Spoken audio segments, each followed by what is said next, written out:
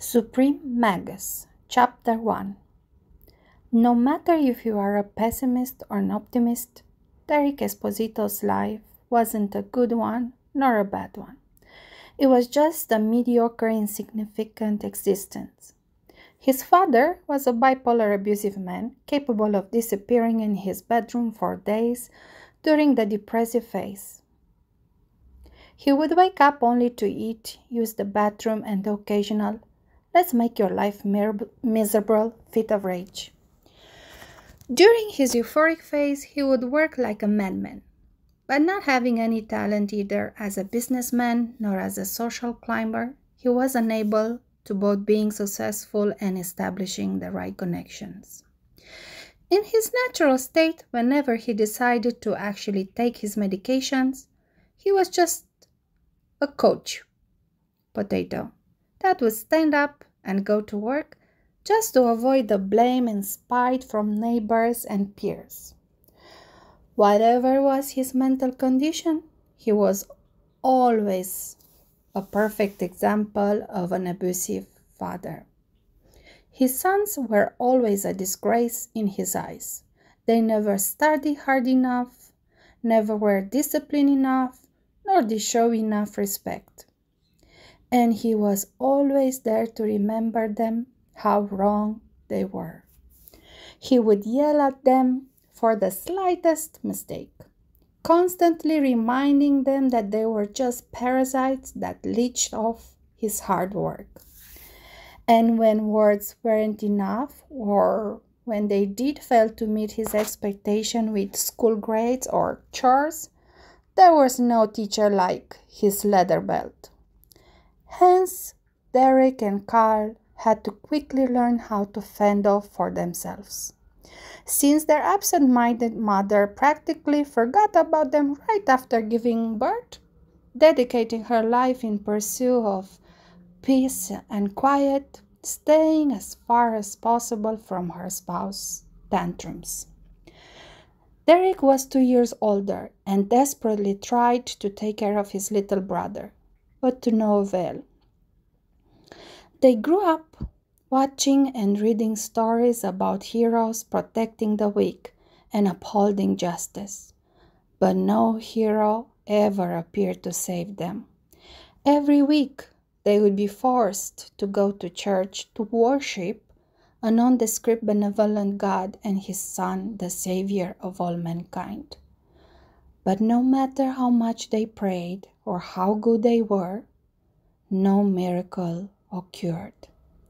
So they simply stopped believing in heroes, and instead of wasting time with prayers, they crammed.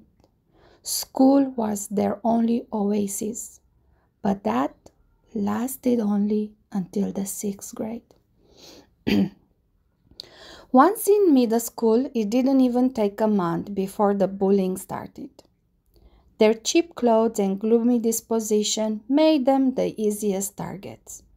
They were so used to being tossed around and insulted that they didn't even bother trying to fight back. For a long time, Derek had considered it the worst moment of his useless life. After a month, he knew he could not take any more of that, so he tried to make things better. He reported his father's abuse to the social services with an anonymous email. But being overworked and understaffed, the social work assistant made a brief visit and never came back. Then he tried to end the bullying by reporting the aggressors to a teacher, which in turn washed her hands by reporting it to the principal. The principal did not want to meddle with what he deemed as childish pranks, so he called their parents to inform them of the problem, hoping they would let it slide. And at least his wish came true. Derek, instead, took an extra beating for not being man enough to face his own problems. "Are you really that stupid to never learn anything from me? Never delegate. If you want something done right, do it yourself." Derek had never felt so helpless and desperate. So that night, he bawled his eyes out until he fell asleep. That had been the last straw. The next day, he felt different, clear-headed like never before. It was not the time for despair anymore. He needed a plan. It would take him years to realize that something inside him had died. He no longer was able to trust, hope, or develop any sense of kinship. He was surrounded by enemies, and to survive, Derek needed to be able to fight back. So, Derek asked his father to let him join a dojo and learn martial arts. And to his surprise, he did not have to beg or even ask twice. His old man was glad that his wimpy and scrawny poor excuse of a child was finally interested in becoming a man. His only condition was that Derek was not allowed to quit for at least 1 year, otherwise he would have to pay for it. Not only Derek started practicing Aikido almost daily, he would also wake up 2 hours early every single day to build muscle doing push-ups, squats, sit-ups, and running until he was out of breath. In a few months, he was finally able to do every day 100 push-ups, sit-ups, squats, and run for at least 10 kilometers before going to school.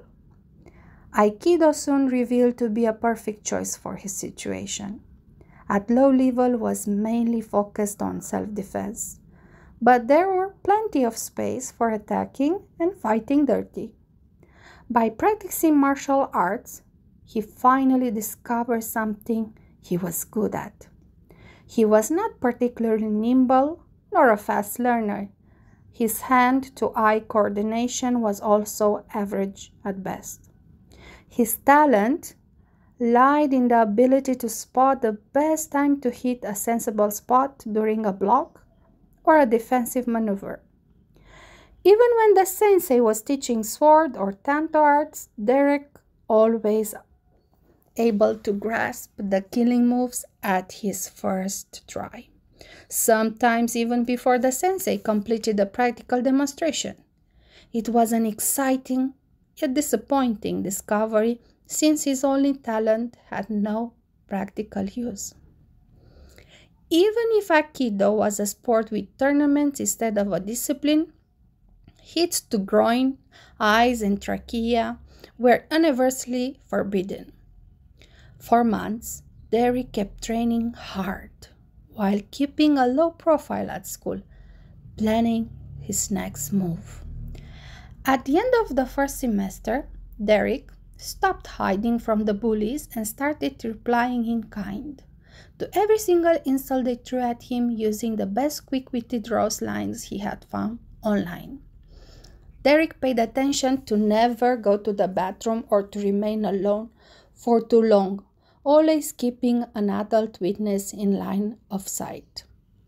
It did not even take a full day before his enemies were foaming and outraged. Only when the veins almost popped out their necks, he threw his bait. "I have enough of you shit assholes.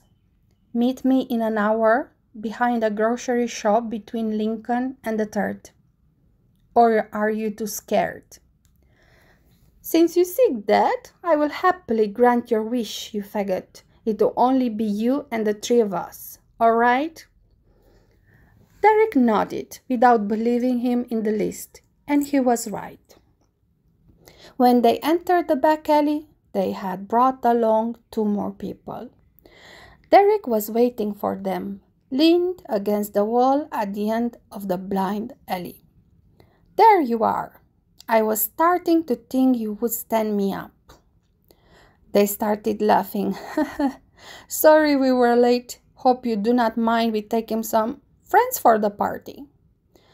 Derek shrugged while grinning from ear to ear. "No problem. No matter how much worthless trash is always trash. I choose this alley because it's fully equipped with enough dumpsters to accommodate all of your friends." The last line hit a nerve, so they charged at him blindly. Gang up on him, guys. Do not let him escape. Let's show him who's the trash." And so they fell into his trap. Derek had come here preparing the terrain and choosing the best spot for the fight. A blind alley to not make them escape. The end of the alley so they would not notice the tripwire due to the dim light.